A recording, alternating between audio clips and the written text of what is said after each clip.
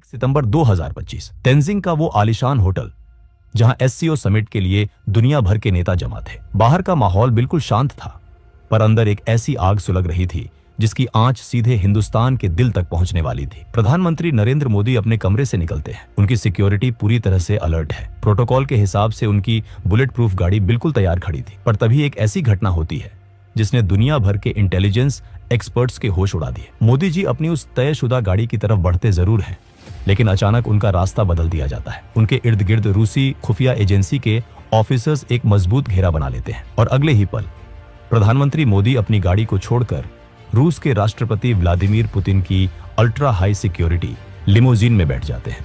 ये कोई छोटी बात नहीं थी। एक देश का प्रधानमंत्री दूसरे देश के राष्ट्रपति की गाड़ी में, ऐसा डिप्लोमेसी के इतिहास में शायद ही कभी होता है। लेकिन इस गाड़ी के दरवाजे बंद होते ही जो शुरू हुआ वो किसी हॉलीवुड थ्रिलर से कम नहीं था। दोनों नेता उस बंद लिमोजीन में पूरे 10 मिनट तक बैठे रहे।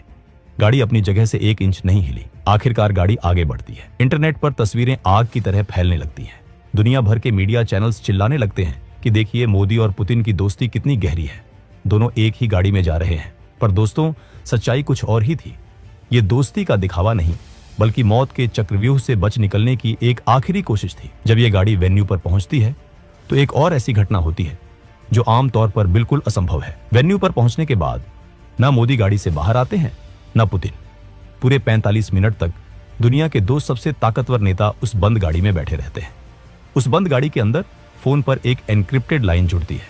दूसरी तरफ थे भारत के national security adviser Ajit Doval.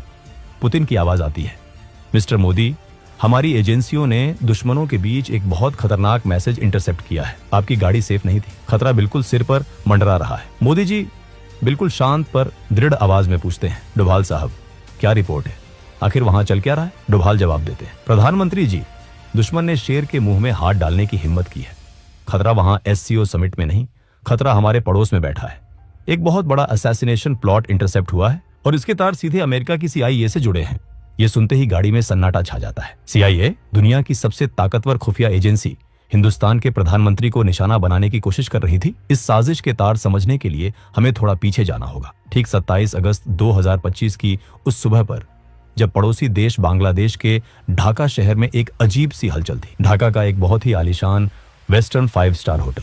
वहां एक 50 साल का आदमी चेक इन करता है। उसके पास 3 बड़े बड़े सूटकेस थे। इस आदमी का नाम था टेरेंस।